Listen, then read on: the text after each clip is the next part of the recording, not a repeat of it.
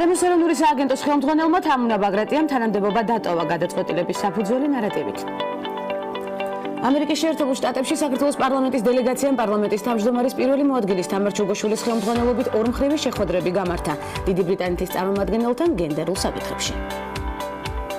პროექტი, რომელიც 1 წლის განმავლობაში იქნებოდა კულტურისა და ძეგლთა დაცვის სამინისტროს მიერ ხელნაწერთა ეროვნულ ცენტრსა და სახელმწიფო მუზეუმთან ერთად მზადაა.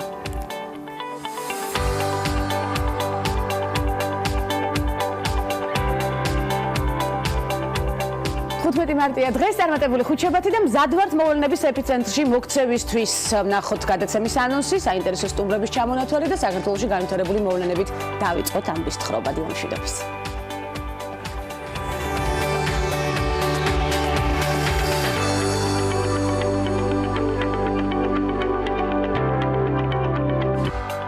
ქალების ნარატივის მორიგი აქტუალური თემები და ხუთშაბათის აქცენტები. სტუმრების ბლოკში ლალი ყიფშიძე, კაიზენ ინსტიტუტის ხელმძღვანელი და ნატალი ბარნაბიშვილი, ღვინის და კულინარიული ტურიზმის აკადემიის დამფუძნებელი. ეს ქალების ნარატივია. ვანცა ლაღიძესთან ერთად.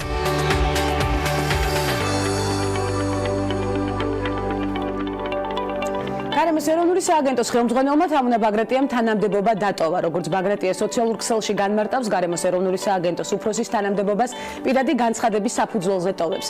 სააგენტოს უფროსიდან ჩემი წასვლის მიზეზი ბუნებრივია არ არის ზედაპირული, თავის თავში მოიცავს ბევრ სიღრმისეულ მიზეზს, რომელთა შესახებ უფრო ვრცლად მოგვიანებით ვისაუბრებ, აცხადებს თამუნა ბაგრატია. მოგვიანებით ინტერპრეს ნიუსთან მან თქვა, რომ მიზეზი ხელმძღვანელობასთან პრინციპულ საკითხებზე შეუთანხმებლობა გახდა. თამუნა ბაგრატია გარემოს ეროვნულ სააგენტოს თითქმის 3 წლის განმავლობაში ხელმძღვანელობდა და ჩვენ არაერთგზის გაგვიხილავს ქალების ნარატივში მისი პროფესიული გზა. ამერიკის შეერთებულ შტატებში საქართველოს პარლამენტის დელეგაციამ პარლამენტის თავმჯდომარის პირველი მოადგილის თამარ ჩუგოშვილის ხელმძღვანელობით ორმხრივი შეხვედრები გამართა დიდი ბრიტანეთის წარმომადგენელთან გენდერულ საკითხებში ჯოანა როპერთან. ჯოანა როპერმა ინტერესი გამოხატა სავალდებულო გენდერული კვოტირების ინიციატივასთან დაკავშირებით, რომელსაც საქართველოს პარლამენტი განიხილავს შემდეგ კვირაში. როპერმა შეხვედრისას აღნიშნა, რომ ოჯახში და ქალთა მიმართ ძალადობა დიდ ბრიტანეთში სერიოზულ პრობლემას წარმოადგენს და რომ ამ მხრივ საქართველოს მიერ სტამბოლის კონვენციის რატიფიკაცია მისაბაძი მაგალითია ბევრი ქვეყნისთვის. საქართველოს დელეგაციის წევრები ასევე შეხვდნენ ჯანეტ კამილონს, დომინიკის რესპუბლიკის ქალთა მინისტრს. ცნობისთვის 2016 წლიდან საქართველოს პარლამენტში დომინიკის რესპუბლიკის მეგობართა ჯგუფი არსებობს და სწორედ ეს თემაც გაგვიხილავს ჩვენ ქალების ნარატივში. ევროპასთან ინტეგრაციის კომიტეტის თავმჯდომარე თამარ ხულურდავა ამერიკის შეერთებული შტატების საელჩოს პოლიტიკურ ოფიცერს კრისტი მორთჰოტს შეხვდა. თამარ ხულურდავამ სტუმარს კომიტეტის ძირითადი პრიორიტეტები გააცნო, ასევე წარუდგინა კომიტეტის სამოქმედო გეგმა და ევროპასთან ინტეგრაციის კომიტეტის 2017 წლის საქმიანობის ანგარიში. შეხვედრაზე მხარეებმა სხვა პრიორიტეტულ მიმართულებებზე ისაუბრეს, მათ შორის როგორც საკანონმდებლო, ისე საზედამხედველო ფუნქციების განხორციელების მნიშვნელობაზე. თამარ ხულურდავამ ხაზი გაუსვა ამერიკის შეერთებული შტატების როლს საქართველოს განვითარებაში და მისი მხარდაჭერის მნიშვნელობას საქართველოს ევროპული და ევროატლანტიკური მისწრაფებებისადმი. კრისტი მორთჰოტმა საქართველოს საგარეო პოლიტიკური კურსის მიმართ ამერიკის შეერთებული შტატების მყარი მხარდაჭერა გამოხატა და ინტერესი გამოთქვა კომიტეტის საქმიანობის მიმართ ასოცირების შეთანხმების განხორციელების პროცესში. პარლამენტის იურიდიულ საკითხთა კომიტეტის თავმჯდომარე მეკა ბესელიამ პარიზში გამართულ ევროსაბჭოს საპარლამენტო ასამბლეის იურიდიულ საკითხთა და ადამიანის უფლებათა დაცვის კომიტეტის სხდომაში მიიღო მონაწილეობა. კომიტეტის წევრებმა ჰიბრიდულ ომთან დაკავშირებით არსებულ სამართლებრივ გამოწვევებზე და ადამიანის უფლებათა ვალდებულებებზე, ასევე ტერორიზმთან ბრძოლის საკითხებზე იმსჯერეს და შესაბამისი რეზოლუციების პროექტებიც მიიღეს. იურიდიულ საკითხთა და ადამიანის უფლებათა დაცვის კომიტეტმა განიხილა ევროპის საბჭოს წევრ ქვეყნებში ადამიანის უფლებათა დამცველების დაცვის საკითხი და კოპენჰაგენის დეკლარაციის პროექტი ადამიანის უფლებათა ევროპული სისტემის შესახებ მომავლის ევროპაში. საქართველოს ქალთა მოძრაობა, რომელიც 2000-მდე ქალის არაფორმალური სამოქალაქო გაერთიანება გახლავთ, მოუწოდებს სახალხო დამცველს მხარი დაუჭიროს ქალთა მოძრაობის ერთ-ერთ ლიდერს ბაია პატარაიას საქართველოს საზოგადოებრივი მაუწყებლის სამეურვეო საბჭოს წევრის პოზიციაზე. საკონკურსო კომისიამ მაუწყებლის სამეურვეო საბჭოს წევრობის 15 კანდიდატიდან 12 საუკეთესო შეარჩია და წარუდგინა კიდეც პარლამენტს. 10 სამუშაო დღის ვადაში წარდგენილი კანდიდატებიდან თავიანთი კანდიდატები უნდა დაასახელოს სახალხო დამცველმა, აჭარის ავტონომიური რესპუბლიკის უმაღლესმა საბჭომ, ასევე საპარლამენტო უმრავლესობამ და უმცირესობამ. პროექტი, რომელიც 1 წლის განმავლობაში იქნებოდა კულტურისა და ძეგლთა დაცვის სამინისტროს მიერ ხელნაწერთა ეროვნულ ცენტრსა და სახელმწიფო მუზეუმთან ერთად უკვე მზადაა.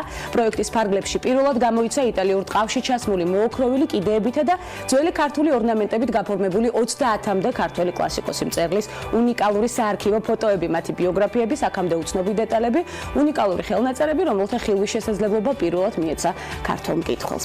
პროექტი ერთგვარად მოიცავს მე-17-მე-20 საუკუნის ისტორიას, რომელიც სამწუხაროდ აქამდე უცნობი იყო. ციკლში შესულია 29 ავტორი სულხან-საბა ორბელიანიდან მირზა გელოვანამდე, მე-17 საუკუნის ბოლოდან მე-20 საუკუნის პირველი ნახევრის ჩათვლით და ველით. ცხადია, უფრო დეტალური ინფორმაცია სწორედ ამ გამომცემლობის შესახებ ძალიან მნიშვნელოვანი და საინტერესო ფაქტი დამეთანხმებით ალბათ.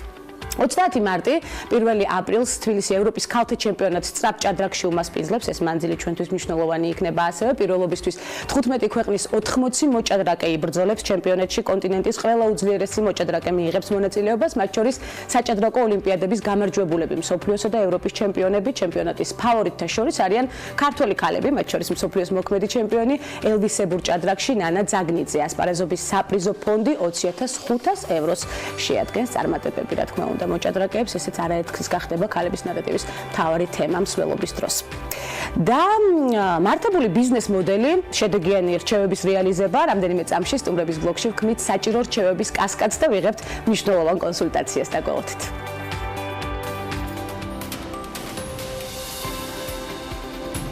ნიკი ჰეილი ცნობილი ამერიკელი პოლიტიკოსი და ფილანთროპია, რომელიც სამხრეთ კაროლინის მთავრობაში მსახურობდა. 45 წლის ასაკში გახდა ყველაზე ახალგაზრდა გუბერნატორი, ასევე იყო სამხრეთ კაროლინის პირველი ქალი გამგებელი. ბობი ჯიდალის შემდეგ გახდა მეორე ინდოელ-ამერიკელი, რომელიც შეერთებული შტატების სახელმწიფო სამსახურში მსახურობდა. 2017 წლის 27 იანვრიდან გახდა ამერიკის შეერთებული შტატების მუდმივი წარმომადგენელი კაიროში. ჰეილის შემოსავლები $1.6 მილიონ აღწევს. როგორც სამხრეთ კაროლინის გუბერნატორი, მისი შემოსავალი 106,000 ამერიკული დოლარია, ხოლო როგორც გაერთიანებული ერების ორგანიზაციის ელჩი, მისი შემოსავალი 180,000 ამერიკულ დოლარს აღწევს. ნიკი ჰეილი ბამბერგში 1972 წლის 20 იანვარს დაიბადა. მისი მეუღლე მაიკლ გეილია, რომელიც სამხრეთ კაროლინის ეროვნულ არმიაში მსახურობს. წყვილს 2 შვილი ყავს, 1 ვაჟი და 1 გოგონა. კლემსონის უნივერსიტეტის დასრულების შემდეგ ჰეილი შეუერთდა გადამამუშავებელ კომპანია FCR Corporations ხარჯების მართვის მიმართულებით. მოგვიანებით კი ჩაერთო დედის ტანსაცმლის ბიზნესში, რის შემდეგაც კომპანია $1 მილიარდის მოგება მიიღო. 2004 წელს გახდა ორგანიზაცია Association of Women Business Owners-ის პრეზიდენტი. მას შემდეგ ჰეილის ღირებულებები და იდეალები აბორტის შესახებ ასეთია. ის ორსულობის შეწყვეტას კატეგორიულად ეწინააღმდეგება, გარდა იმ შემთხვევისა, თუ ეს საკითხი დედის კეთილდღეობას არ ხელყოფს.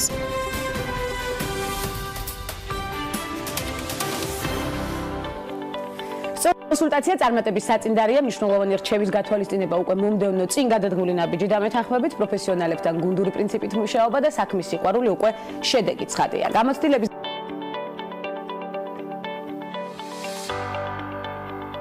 უღრმესი მადლობა პირველ რიგში მობრძანებისთვის, ძალიან მნიშვნელოვან საქმეებს ეწევით, არაჩვეულებრივად გამოიყურებით სხვათა შორის, ესეც უნდა აღნიშნო. რამდენი ხანია, რაც კაიზენ ინსტიტუტი დაფუძნდა საერთაშორისო ორგანიზაციის წარმომადგენელი ხართ საქართველოში?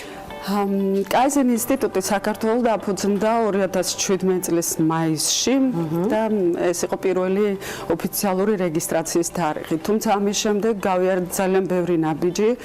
ამას მოყვა ლიცენზირება, ამას მოყვა ვებ გვერდის ქართულ ენაზე თარგმნა, რაც არ იყო მარტივი საქმე, იმიტომ რომ კაიზენი უცნობია ძალიან ბევრისთვის საქართველოში და ჩვენ თვითონ გვიწევდა ამ ყველაფრის გაკეთება, რა თქმა უნდა. რამდენად არის დღეს საქართველოში ბიზნეს კონსულტაციების კულტურა? სწორედ აი მიმართულებით მინდა კითხოთ, უცნობი ახსენეთ და საერთოდ ასეთი ორგანიზაციების კიდევ უფრო პოპულარობისკენ გაწევა, იმიტომ რომ უჭირს დღეს ბიზნეს კონსულტაციების მიღება დამეთანხმებით. ეს პრობლემა დგას დღის წესრიგში. ნამდვილად. თქვენს შემთხვევაში როგორ ხდება თქვენი კომპანიის და ორგანიზაციის, როგორია მომართვიანობა?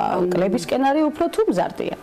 იცით რა, მომართვიანობა მზარდია, გამომდინარე იქიდან, რომ დაახლოებით თებერვლიდან შევედით ფუნქციონალობა, ასე ვთქვათ, დავიწყეთ უფრო მეტად გახდა თებერვლიდან მიმდინარე წლის, რადგან ეს იყო გაცნობითი ეტაპი ადამიანებისთვის, მათ შორის ჩვენი ყოფილი კლიენტებისთვის და მათ ვინც უკვე იცოდა ჩვენი ხარისხის შესახებ, ჩვენი მომსახურების შესახებ და ჩვენი კვალიფიკაციის შესახებ, ისინი გვენდნენ და წამოყვნენ ძალიან მარტივად. სოფლიოში რამდენი ხანია რაც არსებობს კაიზენ ინსტიტუტი? საქართველოში 2017 წლიდან. 1985 წლიდან ოპერირებს. წარმოდგენილია მსოფლიოს 60 ქვეყანაში, 6-ვე კონტინენტზე, 45 ენის მატარებელია, ასე ვთქვათ, და 45 სექტორშია წარმოდგენილი. რა ტიპის დახმარებას უწევთ ბიზნესს დღეს საქართველოში? რა გამოწვევების წინ დგას ბიზნესი? რას გთხოვენ? მაინც რა ტიპის კონსულტაცია უფრო საჭირო ქართულ რეალობაში მორგებულ ბიზნესზე?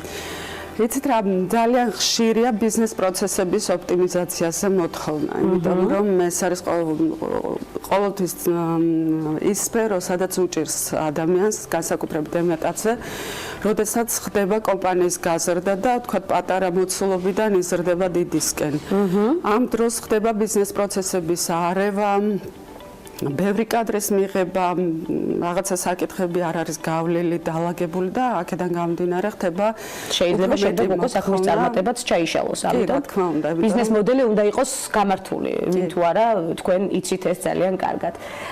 ქალი ბიზნესმენები თუ მოგმართავენ ხშირად, იმატა თუ არა სწორედ ქალი ბიზნესმენების რაოდენობა, თუნდაც თქვენს ორგანიზაციაში ჯერ სულ პატარაა 2017 წელს დაარსდა, როგორც თქვით, საქართველოში წარმომადგენლობა, თუმცა თვითონ ორგანიზაცია 1985 წლიდან არსებობს, როგორც თქვი, ისტორია ძალიან დიდი აქვს. საქართველოში რა ხდება ქალი ბიზნესმენების გააქტიურების კუთხით? ვიცი რომ ეს თქვენთვის ერთ-ერთი მთავარი და საინტერესო თემაა, წლების წინ მუშაობდით სწორედ ამ მიმართულებით. კი ბატონო, მე ვმუშაობდი ქალთა უფლებების მიმართულებით, ეს გახლდათ 2015-16 წლების სულ უახლოესი წარსული და რო ველაპარაკოთ, გახლდით USAID-ის ერთ-ერთი პროგრამის ხელმძღვანელი, რომელიც მუშაობდა ქალთა ეკონომიკურ გაძლიერებაზე სამცხე-ჯავახეთსა და ქვემო ქართლის რეგიონში და იქ გავხსენით ქალთა ოთახები, მუნიციპალური ქალთა ოთახები, სადაც ნებისმიერ ქალბატონს და მათ შორის ბიზნეს ქალბატონს შეუძლია მიმართოს და მიიღოს კონსულტაციები. ეს ერთი მიმართულება და რაც შეეხება ბიზნესმენი ქალბატონების მომართვიანობას, კი, რა თქმა უნდა, ძალიან ბევრთან გვაქვს შეხვედრა და მათ შორის ეს ტენდენცია მათ შორის უწევთ უფასო კონსულტაციას, იმიტომ რომ როგორც წესი, ქალი ბიზნესმენები ჩვენთან ხელმძღვანელობენ მცირე ან საშუალო ბიზნესს და შესაბამისად მაქსიმალურად უწყობთ ხელს. საწყის ეტაპზე ვუწყობთ ხელს მაქსიმალურად უფასოდ. ეს არის ძალიან მნიშვნელოვანი, სხვათა შორის ჩვენ ამ თემას არაერთხელ შევეხებით ქალების ნარატივში თქვენთან ერთად, თუ რა თქმა უნდა კომფორტულად იგრძნობთ თავ ჩვენს გადაცემაში. თქვენ თავად რომელ ბიზნესში ჩადებდით ინვესტიციას? ლალი. მე ძალიან მომწონს აგრარული ბიზნესი. ძალიან მომწონს. და მის პოტენციალს და მომავალსაც კარგად ხედავთ. კი ბატონო, საქართველოში მას აქვს განვითარების პოტენციალი და შესაბამისად, რადგან საქართველოს 80% მოსახლეობის ცხოვრობს რეგიონებში, ამ სფეროს განვითარებას მოყვება ძალიან დიდი დასაქმება და შესაბამისად მოყვება ეკონომიკური ეფექტი ქვეყნისთვის ზოგადად. მახსოვს კიდევ ერთხელ უნდა გავიხსენო თქვენი ერთ-ერთი პროფესიული მიმართულება, სწორედ უფლებებზე გქონდათ გადაცემა, რადიო გადაცემა. კი ბატონო. ანუ ფაქტობრივად ჩემი კოლეგა ბრძანდებით, აქაც ამ მიმართულებით გენატებათ თუ არა. გენატებათ თუ არა თქვენი წამყვანობის პერიოდი, დავარქვათ ასე და ახლა რა ტიპის გადაცემას წაიყვანდით? კვლავ უფლებებზე გამახვილებდით ყურადღებას? მონატრებით იმდენად ხშირად ვიცვლი მიმართულებებს, ანუ ბიზნეს მიმართულებებს, აქტივობებს ზოგადად, რომ მონატრებით ნაკლებად მენატრება როცა გრჩება, ხო? დროც არ მაქვს სამისოდ და მოსანატრებლად. თუმცა მინდა გითხრათ, რომ ალბათ უფრო ამ მიმდინარე ეტაპზე სასურველი იქნება ბიზნეს საკონსულტაციო მიმართულების და კონკრეტულად ლინ მენეჯმენტის მიმართულების გააქტიურება საქართველოში, რასაც წარმოადგენს კიდეც კაიზენ ინსტიტუტი. სამომავლო გეგმები როგორია საქართველოში კაიზენ ინსტიტუტის და სხვა საერთაშორისო კომპანიების მოზიდვასაც ხომ არ გეგმავთ უახლოეს მომავალში ჩვენთან? ჯერჯერობით იმდენად მოცულობითია კაიზენ ინსტიტუტი, რომ ეს ამ ეტაპისთვის საკმარისი იქნება. სამომავლოდ ნახოთ, ალბათ ისევ შეიძლება შევიცვალო რაღაც მიმართულება აქტივობის და ალბათ შესაძლებელი იქნება რამე სიახლეზეც ვიფიქრო, იმიტომ რომ კაიზენი თვითონ ბუნებით ნიშნავს მუდმივ ცვლილებას უკეთესობისკენ. და ეს არის ზუსტად მიმდინარეობა კაიზენის, რომ მუდმივად ფაქტობრივად სლოგანად შეგვიძლია ვაქცინოთ. ბატონო. ცვლილება უკეთესობისკენ. თქვენ ამას ჯანსაღი ცხოვრების წესითაც ახერხებთ, ლალი, ესეც აუცილებლად უნდა აღვნიშნო, მიუხედავად გადატვირთული სამუშაო გრაფიკისა, თქვენ დილით დროს უთმობთ იოგას, ხომ ასე? ყოველდღიურად ხდება ეს? ყოველდღიურად სამწუხაროდ ვერა, იმიტომ რომ გახლავართ ორი შვილის დედა და შესაბამისად მათზე ზრუნვაც მიწევს და აქედან გამომდინარე, როდესაც ვახერხებ სიამოვნებით და შემდეგ მთელი დღე სხვა განწყობით მიმდინარეობს, სხვანაირად. ეს არის მნიშვნელოვანი რჩევა ჩვენთვის ნამდვილად, როდესაც ჯანსაღ ცხოვრების წესზე ხარ ორიენტირებული, საქმეც ძალიან მარტივად გამოდის და ყველა საქმეს, რასაც ხელს მოუკიდებთ, ის აუცილებლად იქნება შედეგიანი და წარმატებული. თქვენს მაგალითზე უღრმესი მადლობა მობრძანებისთვის, ლალი. ძალიან ბევრი საკითხი გვაქვს კიდევ განსახილველი, რომელსაც მოვახერხებთ ქალების ნარატივის სერიალში. ჯერ პირველად იყავით და პორტფელი აუცილებლად უნდა შეგვექმნა, თუმცა ბევრი მნიშვნელოვანი საკითხი დაგვრჩა კიდევ განსახილველი, რომელსაც ეტაპობრივად სხვა გადაცემებში მოვახერხებთ, მათ შორის ის რეგიონებში გახსნილი ოთახები. მე ხათუნასთან მქონდა სწორედ საუბარი ამ თემაზე და ჩვენ აუცილებლად შევეხებით რამდენჯერმე სწორედ ამ მიმართულებას. ფუნქციონირებს უკაცრავად რო შეგაწყვეტინეთ, ეს დღემდე შენარჩუნებულია, იმიტომ რომ მდგრადობის პრობლემა ყოველ პროექტს აქვს და განსაკუთრებით USAID-ის მიერ დაფინანსებულ პროექტებს და ამაზე ძალიან დეტალურად და სკრუპულოზურად მუშაობდი და მადლობა ღმერთს ის შენარჩუნებულია დღემდე. და შემდგარია, რაც შემდგარია. მადლობა მობრძანებისთვის. ლალი ყიფშიძე, კაიზენ ინსტიტუტის ხელმძღვანელი სტუმრობდა გადაცემას ქალების ნარატივი, საინტერესო და მამოტივირებელი ნარატივით ცხადია. მცირე სარეკლამო ბლოკის შემდეგ ბრუნდებით უკვე უცხოეთში განვითარებული მოვლენებით. მორიგ საინტერესო სტუმართან ერთად დაგველოდით.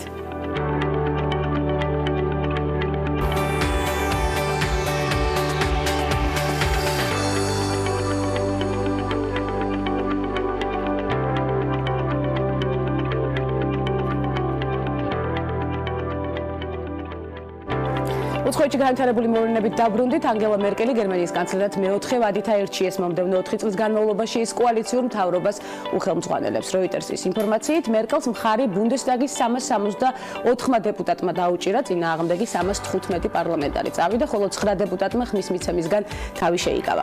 ახალ მთავრობაში ქრისტიან დემოკრატებთან ერთად სოციალისტები და სოციალ-დემოკრატები შევლენ კოალიციური შეთანხმების თანახმად, სოციალ-დემოკრატები 6 სამინისტროს ჩაიბარებენ.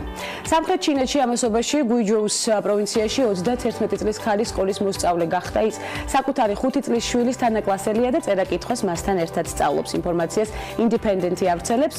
ში შიაოკინი ამბობს, რომ წერა-კითხვის უცოდინრობა მას სამსახურის შოვნაში ხელს უშლის და იმედი აქვს, რომ სკოლა მას შესაბამის განათლებას მისცემს.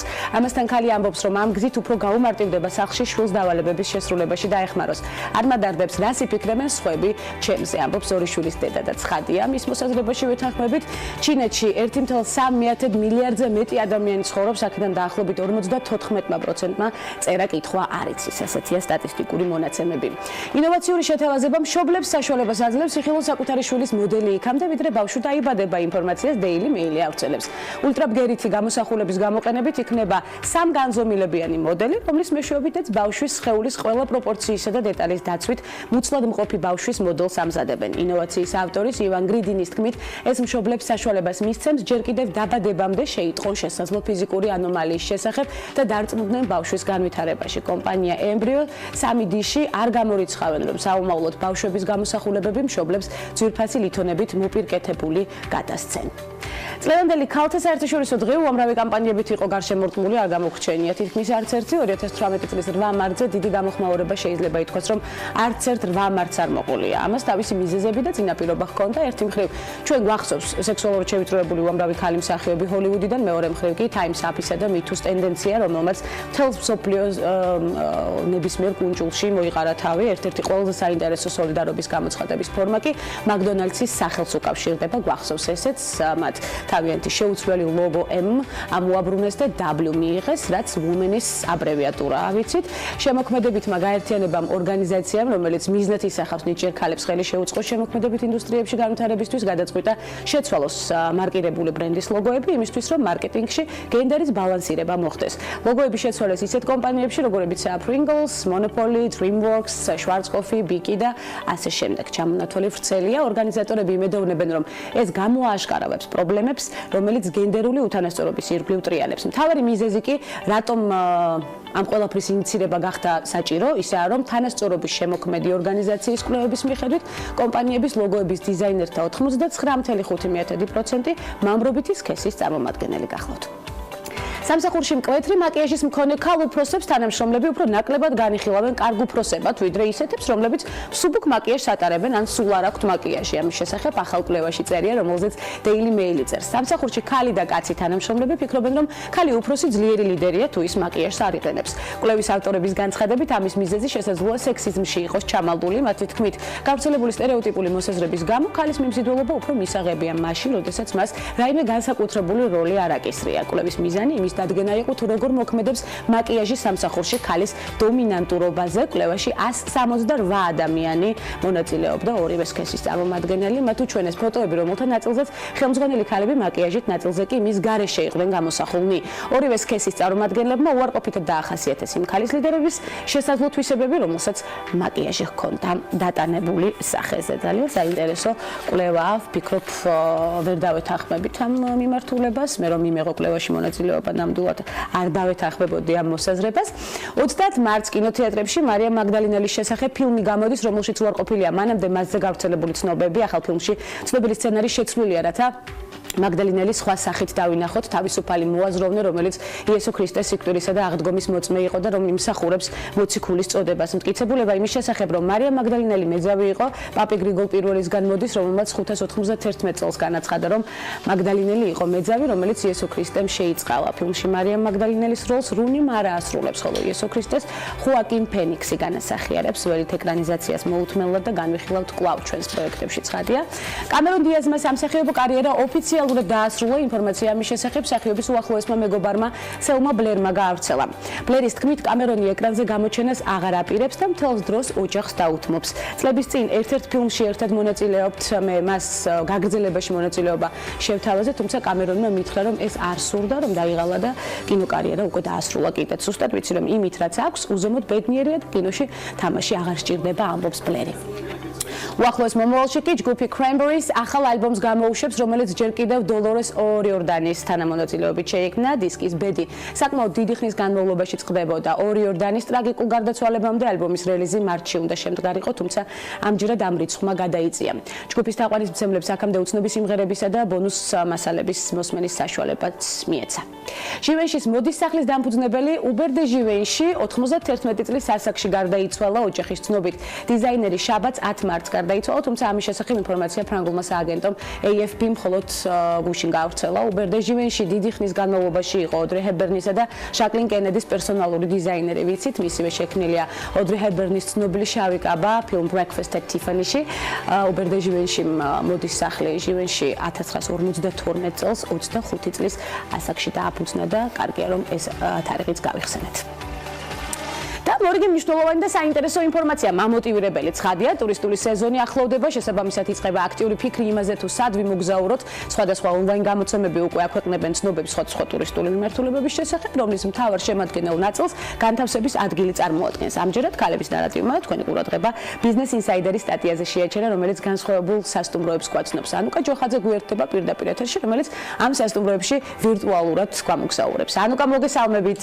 გამარჯობა გვანცა, დღეს მე შევეცდები ჩვენს მაყურებელს მოვუყვე იმ სასტუმროების შესახებ, რომელიც ფართო მასებისთვის ნაკლებადაა ცნობილი, თუმცა მათ განსხვავებული დიზაინი და საინტერესო ადგილმდებარეობა აქვთ. ამ ყველაფერს კიდევ უფრო მიმზიდველს დაჯავშნის სიმარტივეც ქმნის, რადგან მათ შესახებ არც თუ ისე ბევრმა ადამიანმა იცის. შესაბამისად, ადვილია ტურის დაგეგმაც. ერთ-ერთი საინტერესო სასტუმრო მასაჩუსეტსში მდებარეობს, რომელიც გაგიკვირდებათ და ნაპირთან ახლოს მდებარე შუქურაშია მოწყობილი. სასტუმროს დიზაინი ტურისტს მე-19 საუკუნეში აბრუნებს, რასაც თანამედროვე სამზარეულო და ელექტროსისტემა ემატება. ანუკა, რამდენად უსაფრთხოა წყალზე მდებარე შუქურაში, რომელშიც როგორც შენ აღნიშნე, სასტუმროში ღამის გათევა შესაძლებელია და როგორ შეუძლია ტურისტს ადგილზე მისვლა? Quanța ar da gimolo da ghetqi რომ პირველად როცა ამ სასტუმროს შესახებ გავიგე, მეც ეს კითხვა გამიჩნდა, მოვიძიე ინფორმაცია და გავარკვიე, რომ ტურისტებს მუდმივი კავშირი აქვთ მფლობელებთან. ამასთან მათ ემსახურებათ მინი კატერიც, რომელსაც დანიშნულების ადგილზე მიყავხარ.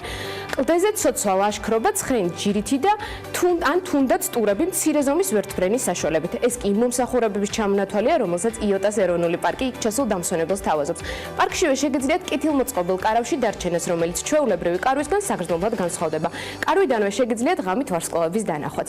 ტურისტებს კი, რომელთაც ალასკის პანორამული ხედების ხილვა პირდაპირ სასტუმროდან სურთ, Booking.com-ზე მსგავსი მახასიათებლების მქონე სასტუმროც მოიძებნება. ტერიტორია, რომელზეც განლაგებულია მრავალი კოტეჯი, იმ ტურისტებს იზიდავს, რომელთაც ქალაქის ხმაურიდან თავის დაღწევა სურთ. ანუკა, საინტერესო შემოთავაზებებია ნამდვილად, თუმცა იმ შემთხვევაში თუ კარავსა და კოტეჯში დასვენებას მაინც კეთილმოწყობილი სასტუმრო მირჩევნია, რომელ სასტუმროს მირჩევენ გამოცდილი მოგზაურები? გვანცა საინტერესო ის არის, რომ ამ ჩამონათვალში ყველანაირი ტიპის ადამიანზე მორგებული სასტუმროს მოძიებაა შესაძლებელი იმ ადამიანებისთვის კი, რომელთაც კომფორტული და ძვირადღირებულების სასტუმროები იზიდავს, მათ უცხოური მედია კენტუკში, ვერსალის სასახლეში სტუმრობას ურჩევს. სასტუმროში შენარჩუნებულია არისტოკრატიული დიზაინი, ამასთან ტურისტებს ადგილზევე შეუძლიათ ჩართონ სხვადასხვა აქტივობებში, რომლის ორგანიზებასაც თავად სასტუმრო უზრუნველყოფს. სასტუმროების ჩამონათვალი კი ნამდვილად ვრცელია, ხოლო თუ რომელი მიმართულება გახდება თქვენი თავგადასავლების ნაწილი, ეს უკვე თქვენი ასარჩევია. ანუკა, ერთად ავირჩიოთ ჩვენი თავგადასავლების ნაწილი, ერთად გავემგზავროთ მნიშვნელოვან ტურისტულ მიმართულებებში. უღრმესი მადლობა, ეს იყო ანუკა ჯოხაძე, საინტერესო და მამოტივირებელი პოზიტიური ინფორმაციით და ტურისტული მიმართულებების განხილვის შემდეგ საქართველოში ტურისტებისთვის მთავარ ღირებულებებზე ვისაუბრებთ პროფესიონალთან ერთად სტუმრების ბლოგში დაგველოდეთ.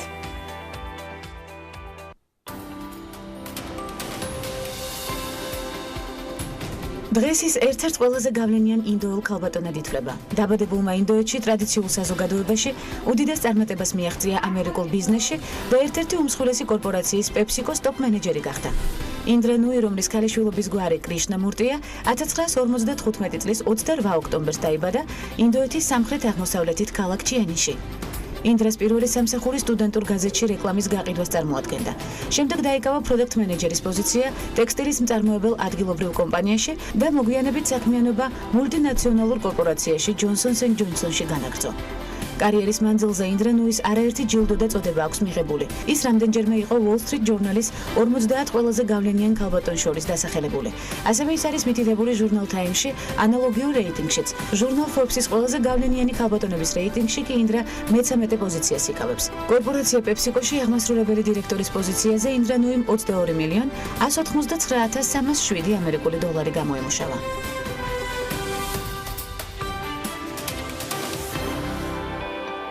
რას გულისხმობს ნეირომარკეტინგის აკადემია საქართველოში? მისი დამფუძნებლისგან შევიტყობთ ტურისტების შემოდინების გაზრდისთვის და სტანდარტების დანერგვისთვის მნიშვნელოვანი აქტივობების შესახებაც. მისგან მოვისმენთ ამ მომწურავ ინფორმაციას. საქართველოს ღვინისა და კულინარიული ტურიზმის ასოციაციის პრეზიდენტი ნატალი ბარნაბიშვილი სტუმრობს გადაცემას, თუმცა ნატალის ძალიან ბევრი სხვა მიმართულებები აქვს კიდევ შეთავსებული. მე არ ვიცი ერთი გადაცემა როგორ მეყოფა ამ ყველაფრის ამოწურვისთვის, თუმცა გადავანაწილებ სხვადასხვა გადაცემაში, მე ამის ძალიან დიდი იმედი მაქვს.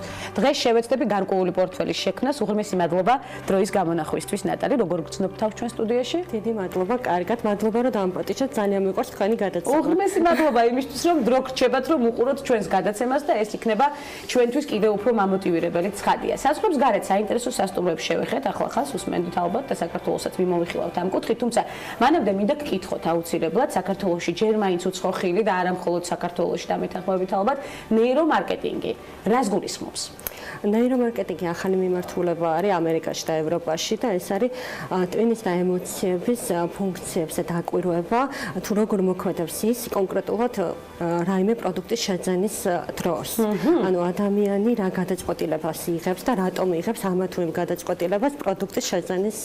ანუ რაღაცა ფსიქოლოგიური შეფასება უნდა მოახდინო, ამას განსაკუთრებული უნარების ჭირდება ალბათ. თუ სოდნაზე დაფუძნებით შეიძლება გავხდე პროფესიონალი ნეირომარკეტოლოგი. პროფესიონალი ნეირომარკეტოლოგი არ ვიცი, მაგრამ იმიტომ რომ ძალიან ახალი მიმართულებაა, რა თქმა უნდა, ტვინი და ემოციები გამოუკვლეველია. ამიტომ ეს არის უბრალოდ დაკვირვების შედეგად მიღებული ინფორმაცია, რომელსაც აზიარებენ ჩვენი მენტორები. აქედან გამომდინარე, საინტერესოა. და რატომ გადაწყვეტეთ სწორედ ამ აკადემიის დაარსება და რამდენად დიდი ჩართულობა და ინტერესია აკადემიის? ინტერესი და ჩართულობა ძალიან დიდია, იმიტომ რომ ახალია და ძალიან საინტერესო მიმართულება არის და გადავწყვეტეთ, იმიტომ რომ მარკეტინგის სფერო ვითარდება, ძალიან ბევრი მარკეტერი უკვე ინტერესდება ამერიკაში და ევროპაში მიმდინარე ახალი მიმართულებებით და ამის გამო დავაარსეთ ეს აკადემია მე და ჩემმა პარტნიორმა მეგობარმა ერთად და ვფიქრობთ, რომ ეხლა უკვე ნელ-ნელა რეგიონებშიც გავიდეთ, ანუ თბილისში დავაარსეთ და დავიწყებთ ბათუმით და შემდეგ სხვადასხვა ქალაქებში. ალბათ წერენ კიდეც რეგიონებიდან და ინტერესი იქიდანაც მოდის. უახლოეს მომავალში აპრილში უკვე ბათუმში გადავალთ. რა საინტერესო, ყოველთვის სიახლეზე ორიენტირებული ნატალი ბარნაბიშვილი, ნამდვილად ძალიან ბევრი მიმართულება, ეხლა თავად დარწმუნდებით იმდენს შევეხები, რამდენსაც მოვასწრებ. ასევე ხარ ტურისტული გიდის ასოციაციების მსოფლიო ფედერაციის ეროვნული ტრენერი. ასევე მთავარი რაც ჩვენი ქვეყნის სწორი პოპულარიზაციისთვის არის საჭირო ის უნდა გავიკოთ თქვენგან და რამდენად გიწყობთ ხელსწორად არსებული რესურსი იმისთვის რომ ჩვენი ქვეყნის პოპულარიზაცია მოხდეს სწორად და გაიზარდოს ტურისტების შემოდინება. ბატონო, არსებული რესურსი ძალიან დიდი გვაქვს საქართველოში და ჩვენ საქართველოს გიდების ასოციაციაში მსოფლიო გიდების ფედერაციის სტანდარტების მიხედვით ვამზადებთ გიდებს, რომლებიც უკვე შესაბამისად მაღალ პროფესიონალურ გიდები არიან. არ არიან ეს ბევრი, დიდი რაოდენობა ნამდვილად არ არის, არიან ცოტანი, მაგრამ კარგი და პროფესიონალური გიდები ნამდვილად არიან საქართველოში. არიან და ის მითი რომ საქართველოში არ ყავს პროფესიონალი გიდები, იმსხვრება პირდაპირ ქალების ნარატივის ეთერში. თუმცა მაინც ცოტაა. ცოტა არის, მაგრამ არიან. მაგრამ არიან და სწორედ მათ ვეყრდნობით და აუცილებლად უნდა გამრავლდნენ პროფესიონალი გიდები. ეს არის პირველი მნიშვნელოვანი ნაბიჯი იმისთვის, რომ ტურისტებმა შეიგრძნონ მთავარი ღირებულებები ჩვენი ქვეყნის. გიდს ძალიან დიდი ფუნქცია აქვს ცხადია და ძალიან მნიშვნელოვანია. ეს არის ელჩი ნამდვილად. რამდენად ჭირს დღეს საქართველოში პროფესიონალი გიდი უკვე გავიარეთ ჩვენ და პრინციპში თუ ნატალის აქტივობებს შევხედავთ, არც ერთი მიმართულება აღარ გაჭირდება იმისი ძალიან მნიშვნელოვანი ნაბიჯების გადადგმას თუ გავითვალისწინებთ და ღვინის და კულინარიული ტურიზმის აკადემიის დაფუძნება, როდის დაფუძნდა და რა პროექტებით შემოიფარგლება ამ ხნის განმავლობაში, როგორია საომავლო გეგმები ასევე ამ მიმართულებით. ღვინის და კულინარიული ტურიზმის აკადემია დავაფუძნა 2016 წელს და განაპირობა იმან, რომ ღვინის ტურიზმის მიმართულებით და კულინარიული ტურიზმის მიმართულებით სასწავლო დაწესებულება არ არსებობდა საქართველოში და მე 10 წელია რაც ტურიზმის სფეროში მუშაობ, თითქმის ყველა პოზიციაზე მაქვს ნამუშევარი და საქართველოს გიდების ასოციაციაში როცა მუშაობდი, გავაკეთეთ ესეთი საინტერესო პროექტი, ანუ აქტიურად ვიყავი ამ პროექტში ჩართული, მეც გავაკეთეთ ღვინის გიდების პროექტი, გადავამზადეთ გიდები ღვინის მიმართულებით. აქედან 2014 წელს მოხდა ეს პროექტი, ჩატარდა და აქედან გამომდინარე გამიჩნდა ინტერესი ამ სფეროს მიმართ და შემდეგ უკვე რამოდენიმე წელი ვემზადებოდი ღვინის და კულინარიული ტურიზმის აკადემიის გასახსნელად. რა საინტერესო პროფესიული არჩევანი გაქვთ, თუმცა პირველი პროფესიული არჩევანი ძალიან მნიშვნელოვანი და საინტერესოა და ამასაც მოყვა თავისი განვითარება და როგორ ახერხებთ ამდენი რამის შეთავსებას ნატალიას მაინტერესებს. ნამდვილად აქვე გავაგებინოთ ჩვენს მაყურებელს, რა არის თქვენი პირველადი პროფესიული არჩევანი?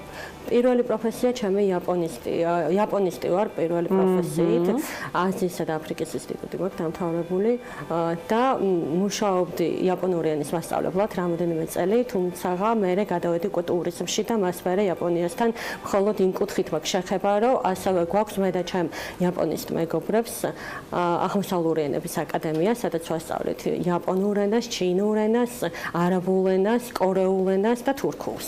აქვს მომავალი საქართველოში აღმოსავლურ ენებს არის ჩართულობა ძალიან საინტერესო. კი, და არა მხოლოდ ბავშვები. ეს არის მოკლე კურსები ადამიანებისთვის, რომლებიც ბიზნესში იყენებენ ამ თუ ენას, იმიტომ რომ აღმოსავლეთი მოგხსენებათ, რომ ძალიან აქტიურად არის ჩართული ეკონომიკაში, მსოფლიო ეკონომიკაში. როგორ იქნება ქალების ნარატივი იაპონურად?